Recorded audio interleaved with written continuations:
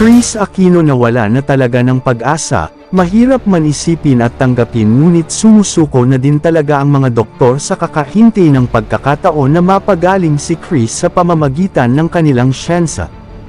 Ang pag-asa na lang talaga sa ngayon nila ay ang Mata-M team na dasal at panalangin na gumaling si Chris sa kanyang pagkakasakit.